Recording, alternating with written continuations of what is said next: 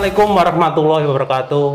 Berjumpa kembali dengan kita Media Edukasi Transportasi Jalan Raya atau EduTransJaya. Pada kali ini kita kedatangan tamu sekilas potongannya seperti Gubernur Jawa Tengah. Sayang jahitannya dredet. Tamu kita ini sering memberikan ulasan mengenai keselamatan, khususnya keselamatan lalu lintas dan angkutan jalan. Oke, selamat datang Pak Wildan. Selamat datang. Gimana kabarnya? Alhamdulillah. Alhamdulillah. Nah kan persis Gubernur Jawa Tengah kalau dibuka maskernya ya, warna rambutnya dan lain sebagainya ini ya. Saya gimana ini? Manggilnya Pak, Mas atau Kang atau gimana? Mas aja lah, masih muda kan ini. Oh, Mas, oke. Ya, Mas Wildan. Masih banyak yang naksir soalnya. Masih banyak yang naksir itu ya. Bisa daftar ya nanti masih banyak yang naksir. Sebagai pelaksana tugas Pak ya, pelaksana tugas dari Kasubkom LLAJ Pak ya, LLAJ di Komisi Keselamatan. Komite. Oh, komite. Kalau komisi bagi-bagi duit. Oh, bagi-bagi duit, bukan komisi ya. Kalau komisi bagi-bagi duit. Komite ya, Komite Keselamatan Komite Nasional Transportasi ya, yeah. KNKT ya. Jangan salah, bukan komisi, tapi komite. Nah. Bagi-bagi masalah soalnya. Iya, oke. Nah, Pak Wildan, baru-baru ini kita melihat berita yang sempat viral ya, masih fresh lah ya, dari mulai kejadian kecelakaan di Jombang waktu itu, katanya sih remblong ditabrak dan membawa korban jiwa. Terus yang sampai terakhir kemarin di Balikpapan, di Rapak kalau nggak salah, itu kecelakaan itu mengerikan sekali. Dan nah, untuk mengedukasi masyarakat semua, kalau dari pandangan Bapak, faktor penyebab kecelakaan tersebut karena apa? Silakan Pak Wildan. Baik, terima kasih. Pertama, Assalamualaikum warahmatullahi wabarakatuh. Jadi gini, pada suatu kasus kecelakaan, ini yang sering kali saya lihat ya, itu selalu diawali dengan yang disebut dengan safety factor temuan. Misal nih ada remblong ya, kemudian di sana ditemukan SIM-nya mati, bukirnya mati, jalannya nggak ada markanya, nggak ada rambunya, apalagi muatannya lebih dan sebagainya. Jadi kalau ada remblong itu ada tiga macam nih, penyebabnya beda, obatnya juga beda. Nah, ini yang akan saya jelaskan mengenai remblong ini. Sangat-sangat sedikit sekali jumlahnya yang terjadi di jalan datar. Hampir semuanya di jalan menurun. Ini kalau kasus remblong ya. Di semua kasus kecelakaan di jalan menurun.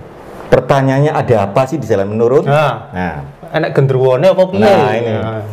Waktu paparan di Salatiga bahkan Bu Sekdanya itu menyampaikan, Pak Wildan, pada jam tertentu itu di sana memang angker. Saya sendiri pernah lewat. Waktu lewat Salib Putih, kendaraan saya kayak ada yang dorong. Nah, itu jin kali itu. Ya. Nah, ini saya jelaskan. Pada jalan yang menurun itu ada perbedaan ketinggian. Ketika kita berada di ketinggian dan kita akan meluncur ke bawah, ada yang namanya energi potensial. Yang besarnya adalah massa kali gaya gravitasi kali gaya ketinggian. Ketinggian.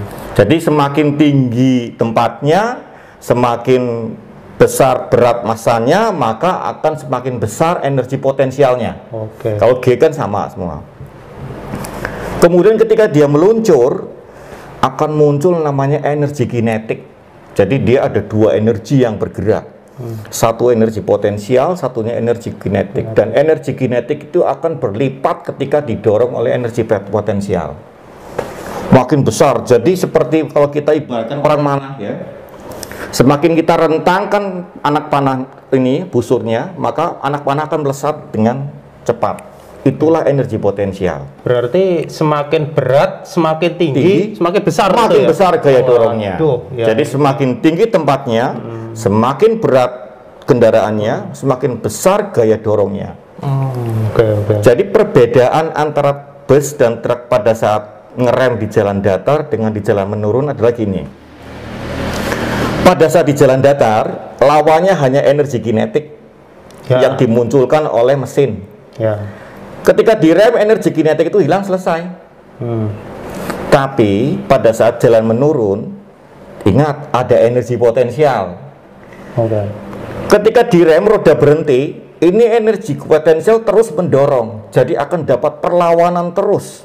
Nah, ada hukum kekekalan energi namanya, bahwa energi itu nggak akan hilang, tapi berubah bentuk. Nggak bisa diciptakan, nggak bisa dimusnahkan. Hanya berubah bentuk. Hanya berubah bentuk. Betul, nah, itu. Energi potensial dan energi kinetik ini akan berubah menjadi energi panas. Kalor ya. Kalor. Panas. Ya, di mana itu energinya? Energinya ada di mana? Ada di sini. Wah, namanya kampas. Oh, kampas. Jadi ketika gesekan kampas ini dengan tromol, itu akan muncul panas akibat perlawanan terhadap dua energi tadi. Mengantisipasi ini, teknologi otomotif sudah mensiasati nih. Jangan sekali-kali menggunakan pengereman dengan ini pada saat di jalan menurun. Oh, kalau gitu pengereman ada jenisnya nggak, Pak? Ada. Nah, jadi rem pada bus dan truk itu sebenarnya mirip dengan rem di pesawat. Ya, kalau di pesawat nih, saya ambil contoh. Pada saat dia akan landing, touchdown, itu kecepatan pesawat itu sampai 300 km per jam.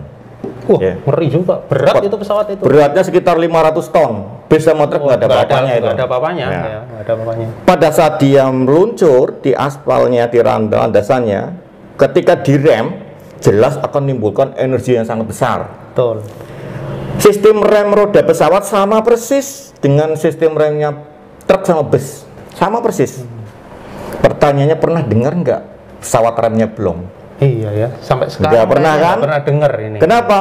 Karena di pesawat dilengkapi namanya reverse thrust. Kalau di bus truk namanya engine brake. Jadi pada saat pesawat landing, aturan pesawat pertama nih, pilot nggak boleh ngerem. Tapi dia harus mengaktifkan reverse thrust, jet pembalik. Sehingga pesawatnya akan melambat dengan sendirinya sampai kecepatan 30 atau 20 km per jam, baru boleh mengaktifkan auto brake atau remnya. Jadi pilot pesawat nggak boleh ngerem sama sekali pada saat turun. Di bus dan truk juga sama. Di dalam bus dan truk ada dua macam jenis rem. Rem pertama adalah rem untuk mengurangi putaran roda.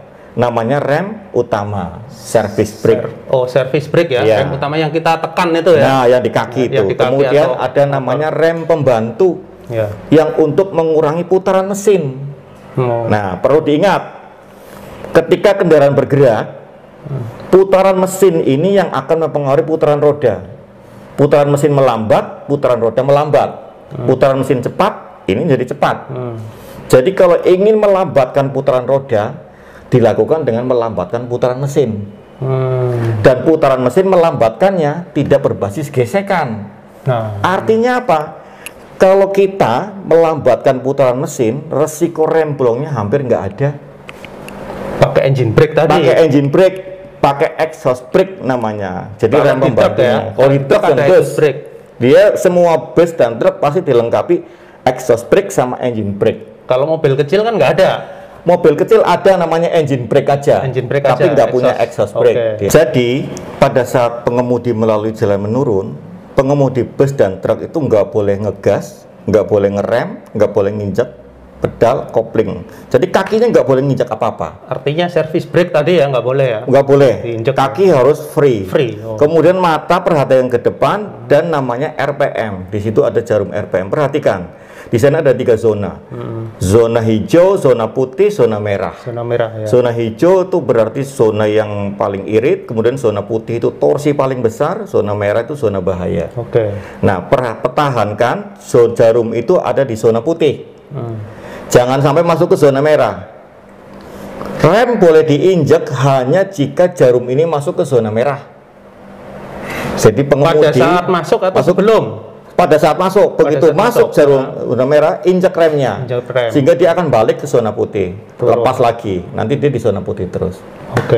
Berarti sesekali ya? Iya, ditaltul gitu, jangan melakukan pengereman panjang.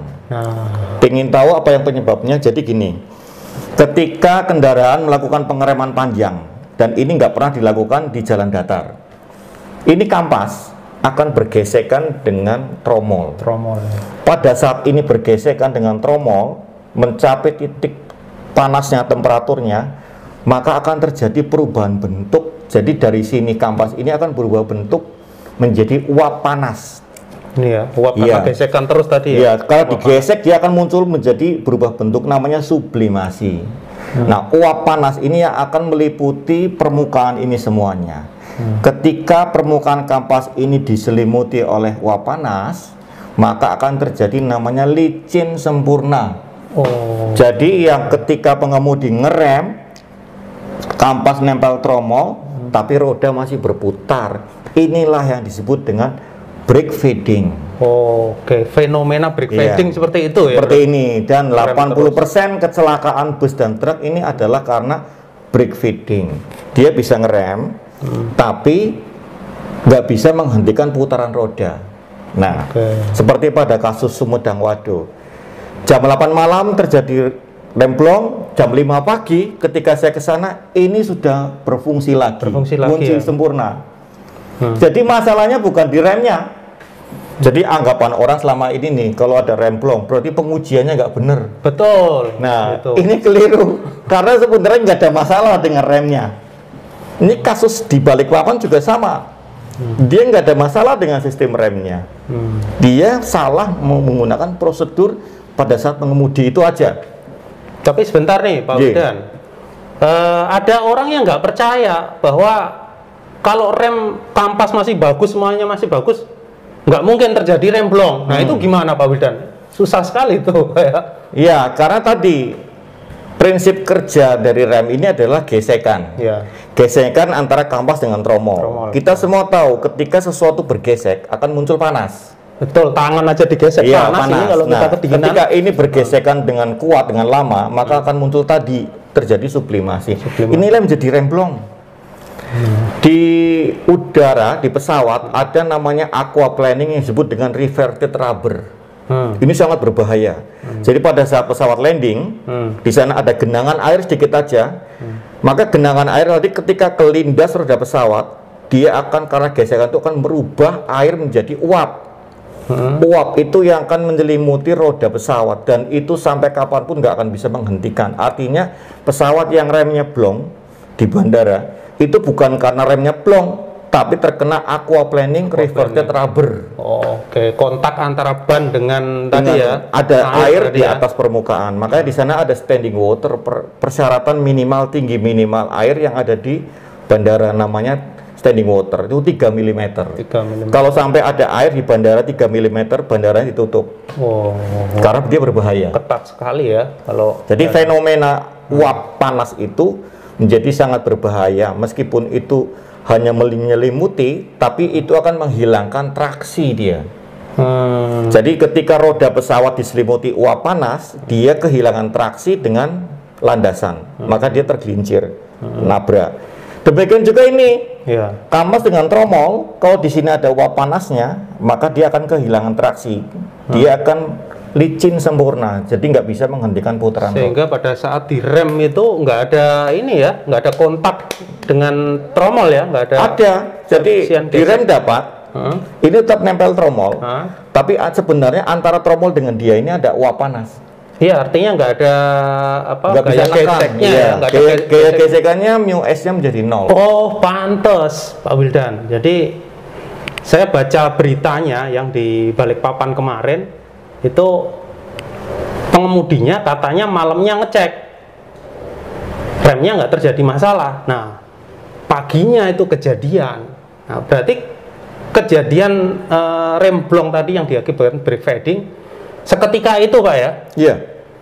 Jadi brake fading itu fenomena bukan masalah malfunction kendaraan, bukan masalah ada kerusakan atau apa di kendaraan, tapi karena kesalahan prosedur mengemudi.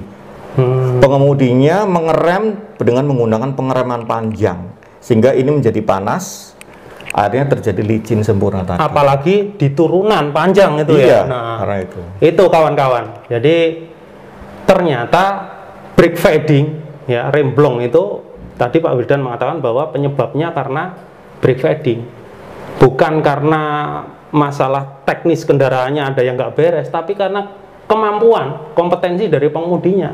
Kalau pengemudinya nggak bisa mengoperasikan ya pengereman pada saat di jalan turunan, ya ini bisa terjadi remblong tadi. Nah, kita harus pelajari itu ya, bagaimana mencegah brake fading. Nah, sekarang gini Pak Wildan, saya di lapangan banyak melihat ya di toko-toko kampas ini kita beli yang KW atau palsu, ada yang ori, ada yang wah macam-macam. Nah, itu gimana Pak Wildan? Pengaruh nggak terhadap fenomena itu? Baik, jadi sebenarnya namanya kampas ya kampas, nggak ada kampas ori, nggak ada KW, nggak ada, cuma jenisnya beda-beda. Jadi kampas ini dulu ketika pertama kali kendaraan bermotor dibuat, ini terbuat dari kayu bahannya. Kayu. Kayu ini pakem banget. Tapi masalahnya dia nggak bisa menyalurkan panas. Jadi prinsip kerja gini, ini kampas, di bawahnya ada sepatu rem. Sepatu rem. Sepatu rem ini kan terbuat dari besi. Sebenarnya besi ini fungsinya adalah memindahkan panas dari kampas ke sini, kemudian dibuang keluar, sehingga ini nggak ditanggung di sini panasnya. Itu cara kerjanya sebenarnya. Sehingga ketika kita menggunakan kayu, dia nggak mampu memindahkan ke sini ke besi. Akhirnya ditanggung panasnya mengumpul di sini, terjadilah brake fading. Akhirnya dibuatlah kampas namanya kampas sintetis, campuran antara metal dan non metal. Nah, sekarang tinggal masalah nih, salah pemahaman daripada pengguna. Ini kampas ini, kalau saya katakan kampas yang kurang baik. Tuh, kok bisa tahu nih? Tahu karena warnanya cerah dia. Dari kalau kampas yang warnanya cerah gini, maka berarti ini kandungan non metalnya tinggi. Tapi kalau kita beli kampas dari APM, dari Hino, Suzuki, Mitsubishi semuanya, yang ori itu ya, yang ori pasti warnanya gelap. Oh, lebih gelap. Nah, itu karena apa? Banyak mengandung metal. Nah, itu teman-teman, nanti kalau beli lihat warnanya ya, bandingkan. Kalau ori itu pasti nggak gelap. Pasti, karena kandungan metal tinggi. Cuma masalahnya gini, gimana itu?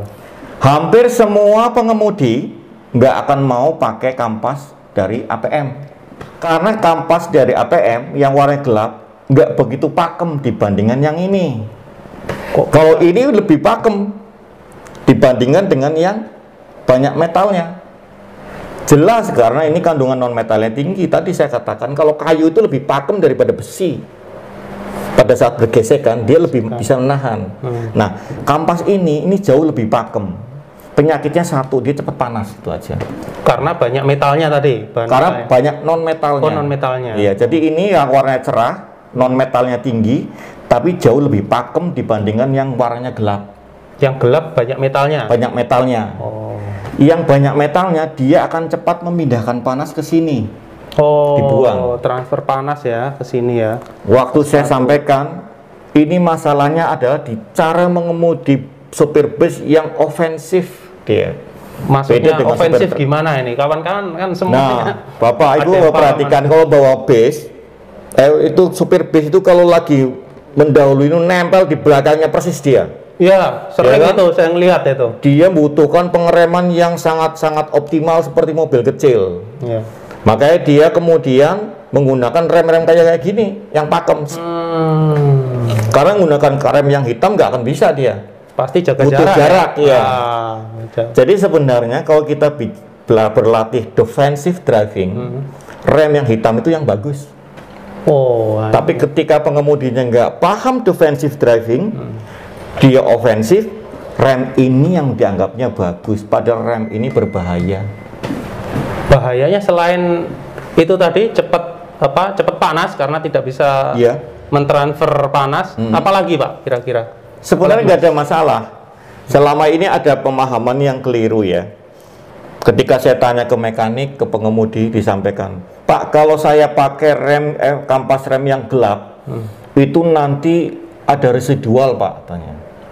Ada residual katanya.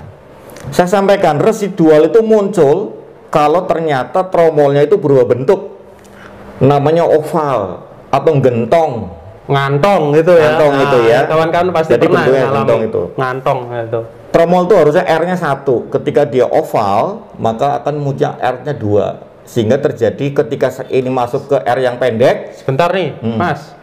R itu apa? Ini kawan-kawan bingung juga. R itu apa? R itu jari-jari. Oh, jari-jari. Jari-jarinya tromol itu seharusnya kan satu, dia gini ya. bunder seser itu satu, ya. Ukurannya sama. Ya, tapi ketika dia oval, ngantong. Oh, gini ya.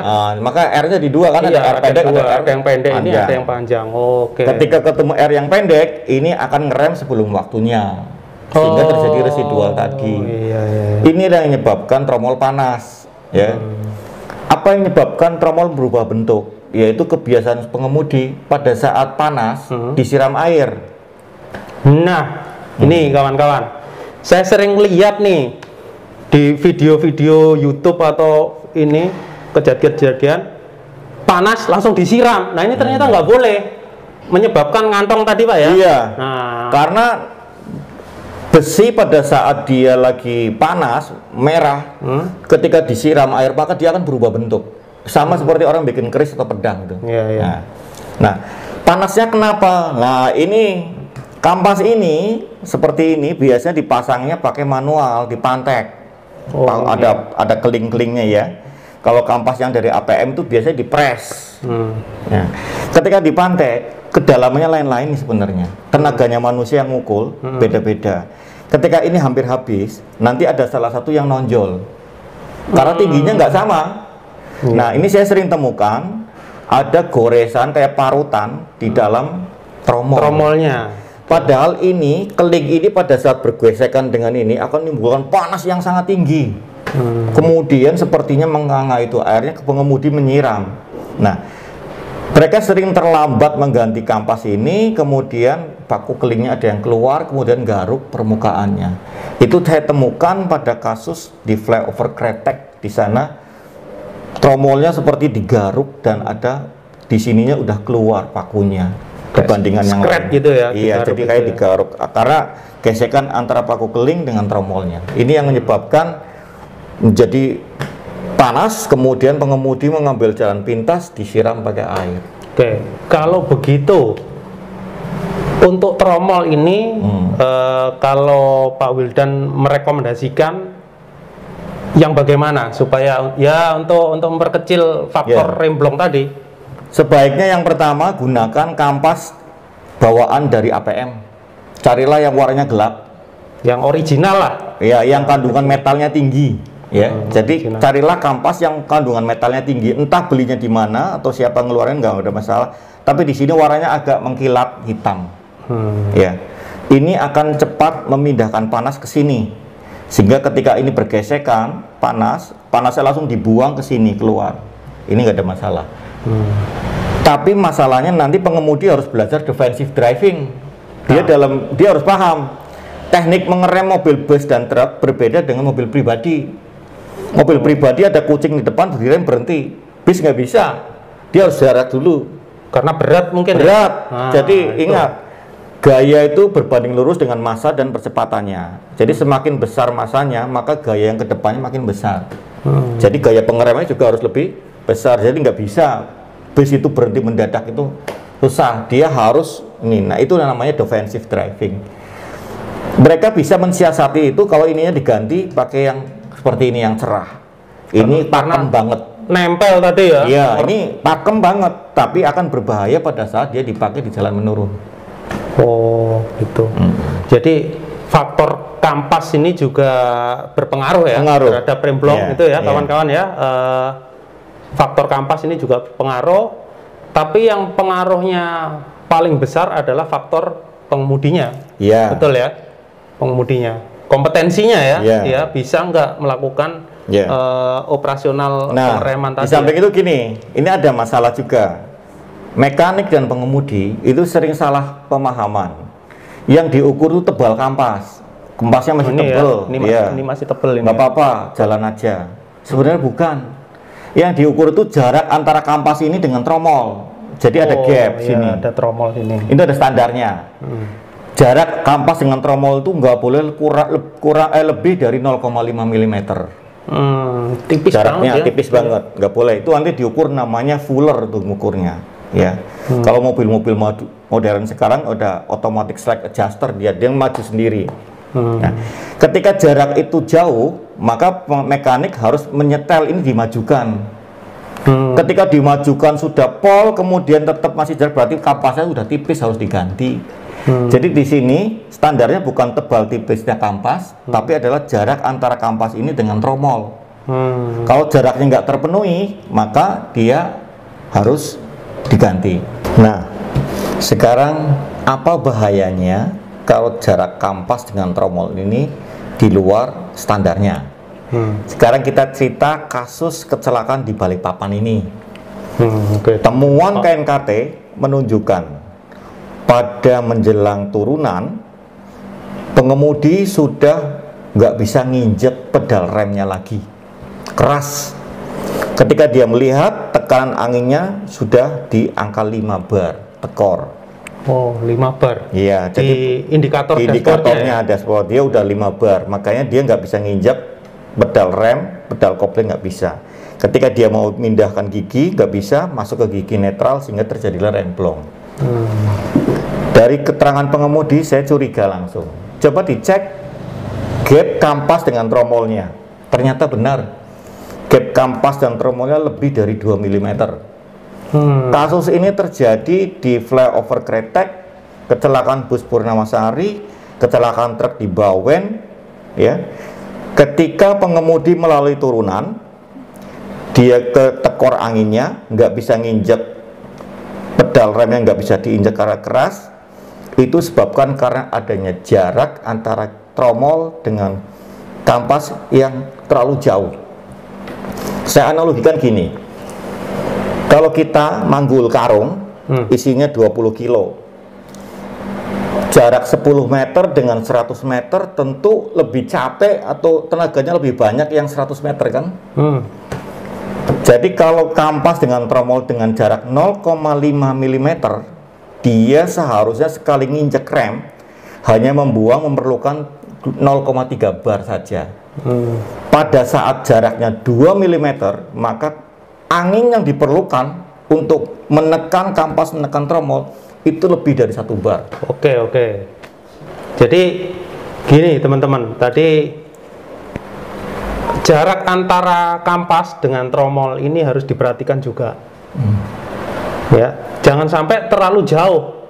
Kalau terlalu jauh, angin yang dikeluarkan juga banyak gitu Pak ya. Nah, cepat habis. Ini yang terjadi tadi. Nah, kalau angin cepat habis, apa Pak akibatnya? Jadi gini, tabung angin itu ngisinya diisi oleh kompresor.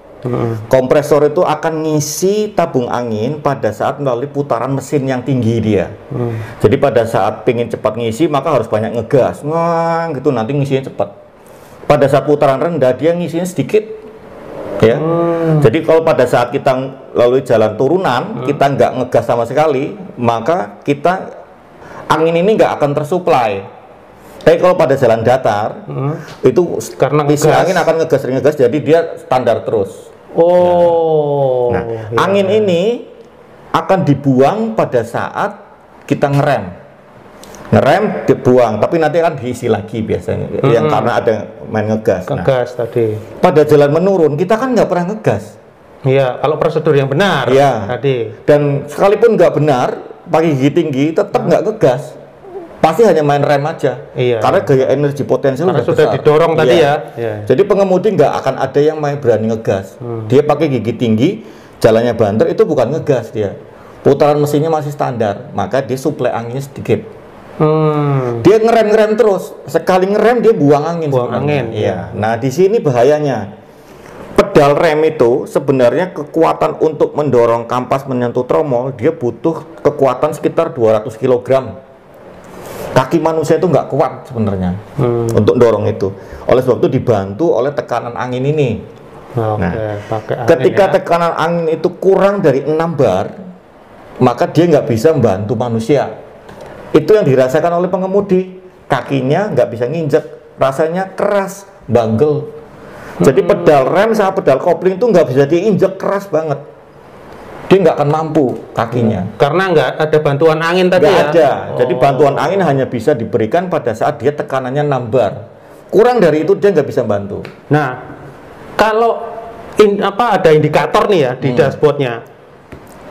Tapi saya lihat di truk itu banyak yang rusak indikatornya itu, Mas. Gimana? Padahal itu? indikator tekanan itu angin itu adalah nyawa bagi sopir truk. Karena ketika tekanan anginnya tekor, wassalam udah dia nggak bisa ngapa-ngapain.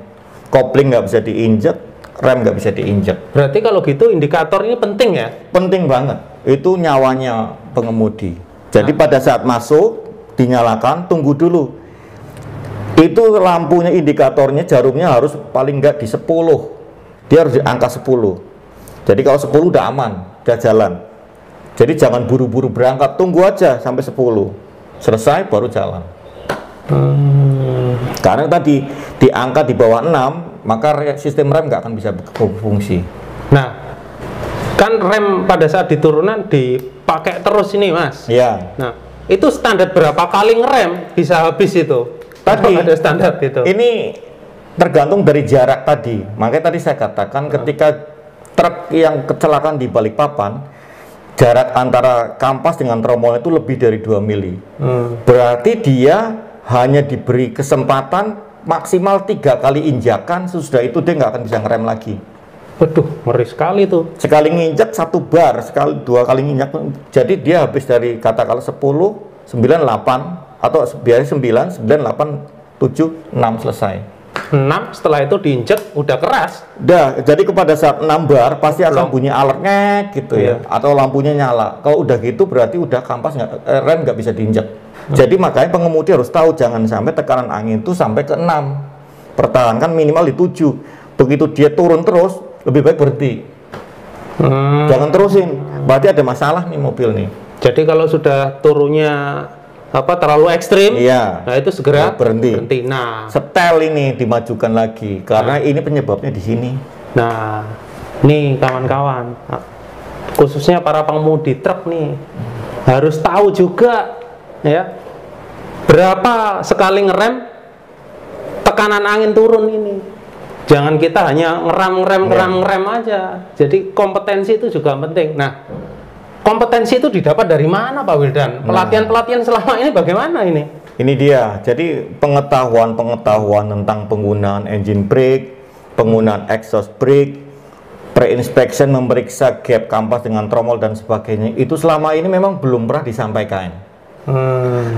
Kebetulan saya pernah diminta mengajar pelatihan ke para pengemudi oleh BPTJ, oleh Ditjen Darat. Saya ajarkan kepada mereka hal ini. Saya ajarkan mereka, Anda sebelum berangkat, masuk kabin, periksa dulu. Start, begitu udah sampai 10, injek pedal remnya, tapi handbrake-nya diturunkan dulu, kemudian diinjek. Angkat lagi. Turunnya seberapa? Kalau turunnya sampai 1 bar, dari 10 ke 9, stop. Berarti ada masalah di sini. Turun dan setel, dimajukan dulu. Ini ada masalah di gap kampas dengan tromolnya. Bisa saja gap kampas, bisa saja mungkin bocor ya. Bocor. Tapi kalau bocor itu rasanya kemungkinan dia sampai ke 10 kecil. Oh, nggak bisa ya? Dia paling di 9. Makanya kalau dia udah sampai 10 berarti sebenarnya nggak ada bocoran dia. Masalahnya di sini aja. Jadi kalau ada kebocoran dia nggak bisa sampai 10, dia di 9 atau apa, karena habis terus dia nggak bisa maksa itu. Oke. Jadi jarak ya tadi, celah antara kampas dengan tromol itu faktor penting juga, jangan dilupakan. Nah, di sini ada faktor mekanik. Mekaniknya harus paham ya. Jangan ke bengkel-bengkel yang ya mekaniknya nggak tersertifikasi. Kalau gitu mekanik juga penting, Pak Wildan ya. Sebenarnya nyetel kampas ini bukan hal yang sulit. Hampir semua pengemudi bisa. Oh gitu. Bisa. Cuma masalahnya dia nggak punya alatnya. Dia nggak punya namanya fuller untuk mengukur celahnya itu ya. Jadi dia nggak ngerti ini celahnya berapa mili sih. Orang namanya mili kan kita nggak bisa memastikan, harus pakai alat. Kalau majukan ini nyetel ini dia bisa, semua pengemudi hampir bisa. Harga fuller tuh murah, nggak nyampe 50.000, paling 20.000, 30 tuh. Sebenarnya kalau pengemudi harus punya itu, dicek ya. Di celah rodanya dicek ini, nanti kalau dia udah lebih dari 1 mili, setel lagi dimajukan aja. Kalau udah dimajukan nggak bisa, berarti harus ganti kampasnya. Berarti untuk remblong itu memang banyak faktornya ya. Iya. Tapi yang paling utama pasti manusianya ya. Iya. Jelas. Mengoperasikan tadi Iya. jangan sampai pakai service brake terus, Iya. ngerem terus. Iya. Ya, kita harus menggunakan engine brake. Iya. Nah, engine brake tadi berhubungan dengan RPM juga ya. Iya. Nah, kendaraannya nggak ada RPM-nya gimana itu Pak Wildan? Wah, itu cilaka itu. Jadi kalau kendaraan kemudian tachometernya mati, nggak ada ini jarum indikator untuk tekanan ininya RPM-nya, oh itu bahaya banget itu. Karena kita nggak pernah tahu RPM ini ada di berapa. Misalkan gini, di kendaraan itu ada namanya power dan torsi. Power itu adalah untuk maju sekuat-kuatnya, kemudian torsi itu untuk menanjak atau turun. Nah, pada saat nanjak dan turun kita gunakan torsi maksimal. Taunya dari mana? Ya dari tachometer tadi. Jarum RPM ada di putih, itu berarti torsi maksimal. Kalau power maksimal itu ada di hijau. Kalau di merah itu danger. Jadi bahaya, jangan sampai ini. Karena blok mesin bisa pecah nanti. Atau overrunning di sana. Overrunning ya. Iya. Gitu ya. Jadi makanya banyak kejadian. Saya pernah mendengar juga pada saat remblong ya, hasil temuannya ternyata persnelingnya di netral. Nah, itu apa disengaja atau gimana itu? Enggak. Jadi urut-urutan remblong gini. Pertama ya, pengemudi di turunan menggunakan gigi tinggi. Dia ngerem panjang kan? Ketika ngerem panjang, dia kemudian mengalami brake feeding. Panas ya. Dapat ngerem, kemudian roda tetap muter. Kemudian dia melakukan kesalahan kedua, dia ngocok rem untuk memastikan dapat gaya pengereman. Remnya dikocok. 1, 2, dia nginjak 3 kali aja udah habis kan, tekor. Tambah tekor gitu ya. Tekor. Begitu dia sampai di angka 6, maka dia nggak bisa nginjak lagi. Di sini ya? Pedal rem sama pedal kopling keras. Panik dia. Pedal koplingnya juga keras. Pedal kopling sama pedal rem itu sama. Dia harus butuhkan dari tekanan angin ya? Sama. Dia berat. Nah, ketika udah keras, panik dia. Dia melakukan kesalahan 3, mindahin gigi. Mindahin gigi ke gigi rendah dengan tidak menginjak pedal kopling dan mencoba memindahkan dari 4 ke 2 atau 3 ke 2. Itu hal yang mustahil pada saat jalan menurun panjang gitu. Sebentar Pak Wildan, ini tadi antara rem dengan kopling itu keras. Nah, artinya kalau keras itu kan nggak bisa mindahin gigi sebenarnya. Jadi memang pada posisi demikian pengemudi nggak mungkin mindahin gigi.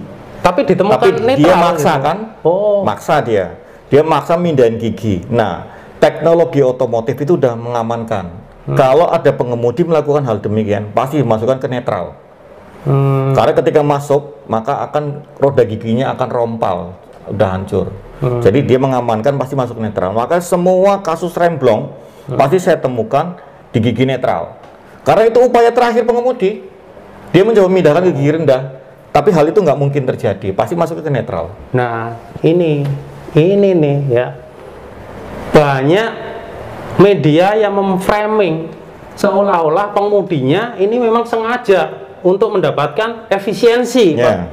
Jadi berarti salah ya, memang bukan disengaja ya itu ya. Enggak ada pengemudi yang sebodoh itu, enggak ada. Enggak ada ya? Enggak ada. Masa pakai truk itu dinetralkan itu enggak ada ya Mas ya? Itu adalah karena kepanikan aja. Dia kesalahan yang ketiga tadi. Tuh, kesalahan yang ketiga ya. Jadi jangan menjudge pengemudi terus ini, teman-teman. Jadi nggak ada yang disengaja itu. Pasti ada sesuatu di situ. Dia udah panik, terus akhirnya pengen memindahkan gigi kan gitu. Ternyata nggak bisa masuk karena tadi sudah overrunning kan gitu, Mas ya.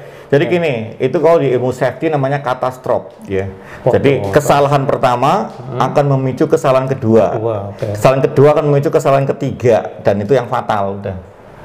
Jadi pertama di turunan pakai gigi tinggi, terjadi brake feeding, kemudian dia melakukan kesalahan kedua. Semua orang pasti melakukan sama. Apa? Ngocok rem. Bolak-balik. Ketika ngocok, anginnya tekor. Ketika tekor, pedal rem sama pedal kopling keras. Kemudian dia melakukan kesalahan 3, mindahin gigi. Pasti, semua orang pasti melakukan mindahin gigi. Nah, pada saat memindahin gigi, sinkromis itu nggak akan mau nerima. Jadi ketika nggak mau nerima, masuknya masuk ke gigi netral. Pasti itu terjadi. Akhirnya mobil meluncur dengan deras, jauh lebih cepat daripada sebelumnya. Sebelumnya masih ada gigi yang nahan kan? Begitu di netral, udah lost, dia nggak ada yang nahan sama sekali. Akhirnya yang nahan ya benturan tadi. Iya, maka kecepatannya bisa sampai 100.